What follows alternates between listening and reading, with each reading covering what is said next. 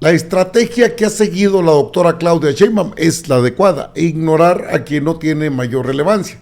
En este caso, las decisiones que ha tomado la Corte pues no tienen relevancia porque es una ley constitucional. No pueden ir sobre esa ley, es cierto. Incluso por ahí apareció Norma Piña en la Cámara de Senadores en un evento solemne, la celebración de los 200, el bicentenario, pues los 200 años de la creación de la Cámara de Senadores. Sin embargo, vale la pena señalar que no hay ni siquiera un ápice de correr o de tomar en cuenta lo que está pasando al día de hoy. Norma Piña también anunció que todas las leyes que analizó Yasmín Esquivel Moza, Lenia Batres Guadarrama, pasan al ministro Alberto Pérez Dayán, uno de los más negros personajes que están en la Suprema Corte y que son considerados el poder tras el trono detrás de Norma Piña. ¿Sabe usted que desecharon las leyes que propuso Yasmín Esquivel Moza, principalmente la misma Loretta Ortiz Alf y Lenia Batres Guadarrama, respecto a que es improcedente que puedan modificar una ley vigente, porque es una ley constitucional, no es una reforma a la ley, eso ya pasó? Bueno, pues Norma Piña asigna al ministro Pérez Dayán elaborar proyectos sobre reforma judicial, deberá determinar su revisión. En la sesión de este lunes se analizaron las propuestas de las consultas turnadas a las ministras Yasmín Esquivel Moza y Lenia Batres Guadarrama. En ese contexto, la ministra Norma Piña asignó al ministro Alberto Pérez Dayán una de las controversias que interpusieron jueces y ministros contra la reforma judicial. El ministro tendrá que elaborar el proyecto de resolución y determinar si es procedente revisar la reforma o no. Este lunes el Pleno determinó la viabilidad de revisar, en su caso, revertir, matizar o detener la reforma al Poder Judicial de la Federación, que contempla la elección popular de magistrados y jueces, publicada el 15 de septiembre en el Diario Oficial de la Federación y que entró en vigor el 16 de septiembre. El jueves pasado, el máximo tribunal del país determinó traer la consulta presentada por jueces y magistrados para que los ministros analicen la constitucionalidad de la reforma. En la sesión de este lunes se analizaron las propuestas de las consultas turnadas a las ministras Yasmín Esquivel Moza y Lenia Batres Guadarrama. Sabemos lo que pasó y sabemos cómo se encuentra en estos momentos el tema, pues candente, sí, hay que decirlo, candente, de la Suprema Corte de Justicia. La presidenta de México ha sido consecuente, dice que no habrá juicios políticos. Sin embargo, el Poder Legislativo se está moviendo en otro sentido. Esto es lo que dijo hoy la presidenta. La elección de jueces, magistrados, ministros, magistradas, ministras, va.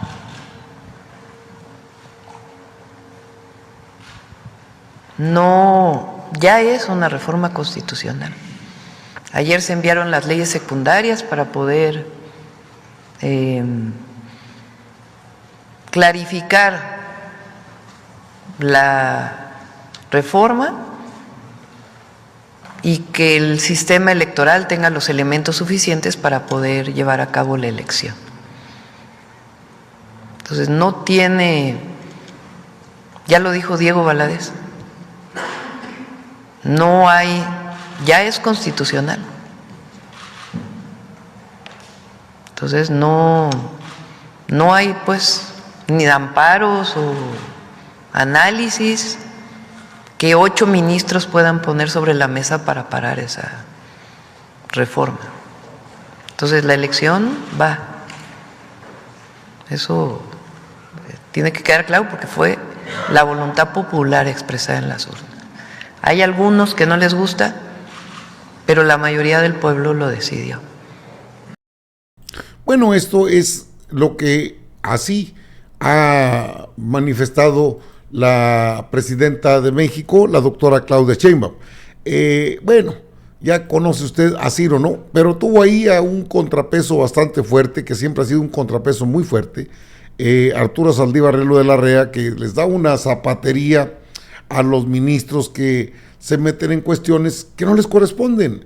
Simplemente no hay materia, debieran desecharse por evidente improcedencia, pero eso lo rechazaron los ministros con la intentona de que sí pueden analizar.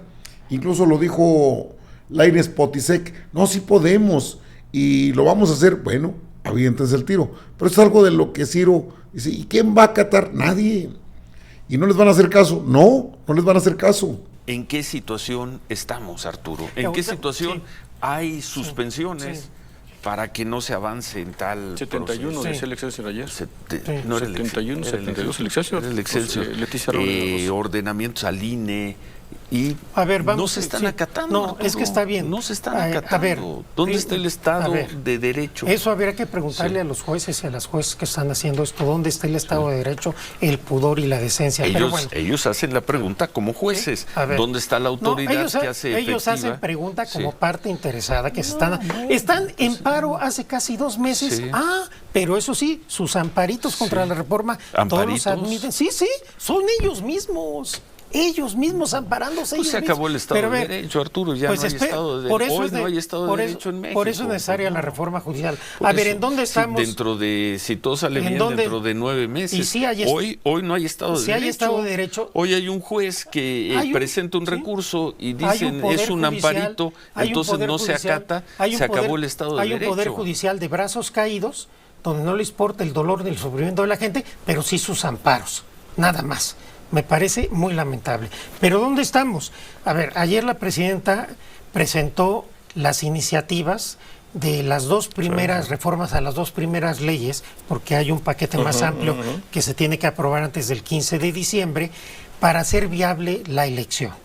Entonces, esperemos que se aprueben muy pronto.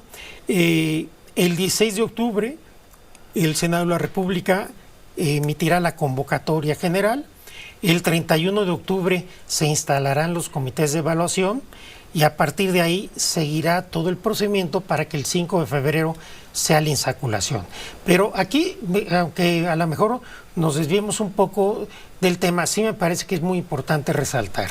Empezamos este proceso el 5 de febrero con una iniciativa que establecía la atribución de los 3 poderes del Estado para designar candidatos que iban a la urna. Esto, debido al diálogo, a los foros, a todo lo que se hizo, se modificó en el dictamen. Y ahí resultó que se dieron los comités de evaluación.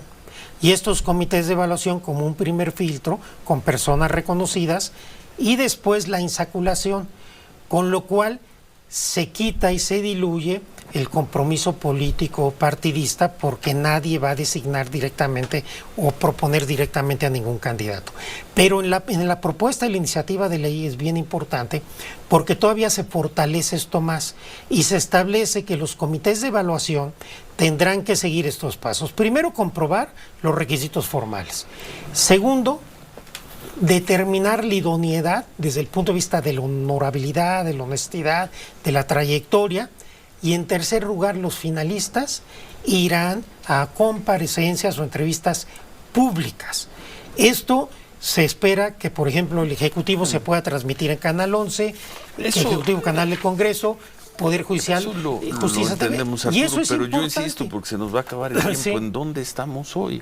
Ahorita estamos en un proceso de ejecución de una reforma constitucional ordenada por el Poder Revisor de la Constitución, que es el constituyente y la voluntad del pueblo de México, y un Poder Judicial que todavía lamentablemente en su mayoría está pretendiendo resistirse y no acatar la voluntad del pueblo y pretender con recursos legaloides y con atribuyéndose facultades fuera de la Constitución para parar, por ejemplo, el amparo.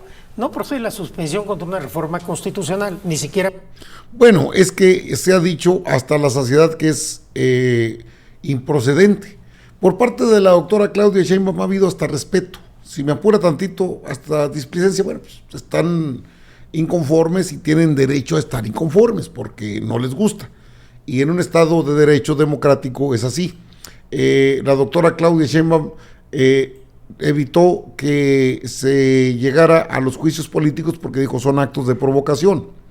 Y fue una primera muestra de buena voluntad para que tomaran en cuenta que no hay ninguna acción. Pero creo que ya es bastante el tiempo que ha transcurrido y estos personajes no parecen entender el mensaje. Así lo dice Eduardo Andrade, constitucionalista, más allá de sus preferencias políticas, señala que sí puede haber una solución, pero la Corte no da el paso. rasgos, gestos de prudencia. La presidenta Claudia Sheinbaum dijo con toda claridad que no estaría dispuesta a apoyar o promover un juicio político contra los ministros o los miembros del Poder Judicial. Y eso es un signo de que no se trata de hacer crecer el conflicto. Ya hay una muestra de prudencia del lado del Ejecutivo, y lo que vemos es que no se ha tomado en cuenta también cómo se inició todo este problema, porque surge cuando el Poder Judicial de la Federación se percata de que una iniciativa que venía desde febrero de este año, que había sido presentada por el presidente y que ya señalaba la propuesta de que se eligiera popularmente a los miembros de este poder, cuando esa iniciativa está en el punto de análisis, ya con motivo de la elección que le dio la mayoría calificada a Morena y sus aliados, y con la posibilidad que recibió apoyo popular de que se quería esa mayoría calificada para realizar la reforma al Poder Judicial. En ese momento, el Poder Judicial reacciona con una respuesta política, por cierto, ilícita, hay que reconocerlo. Detener las labores del Poder Judicial no está permitido por la ley. Ese movimiento no tiene sustento legal de ningún tipo. Pero se lanzaron a una medida de carácter político porque el planteamiento, primero contra la iniciativa, no tenía razón de ser. La iniciativa era eso, una iniciativa, se iba a analizar por el Poder Legislativo. Pero, ¿qué hicieron los miembros del Poder Judicial? Lanzarse contra ella, contra esa iniciativa, mediante un paro, alegando algo que era político, no jurídico.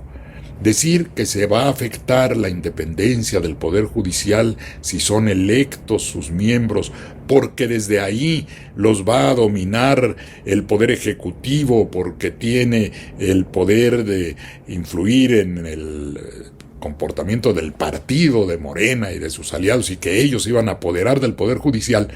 Esa es una conducta, un juicio de carácter político.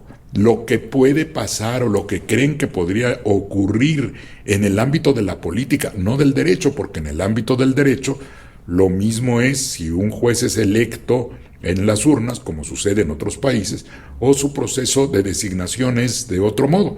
Cada país puede decidir cómo organiza su poder judicial y todos sus poderes.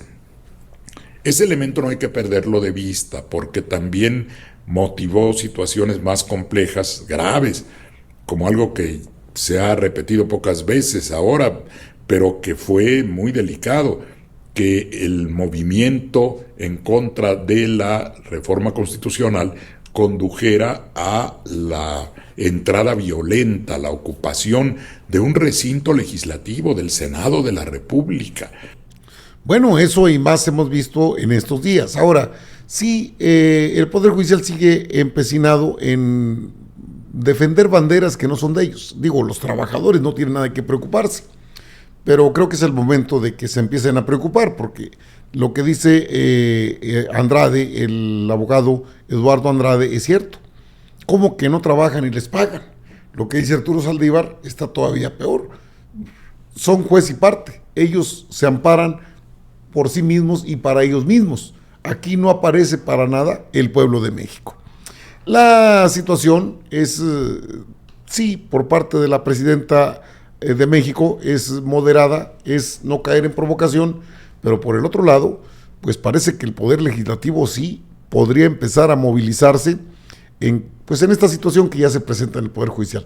No le van a dar marcha atrás, están empecinados en una cuestión meramente política. Son ellos, en este caso, los que están moviendo a la oposición política del país, cuando debía ser al contrario.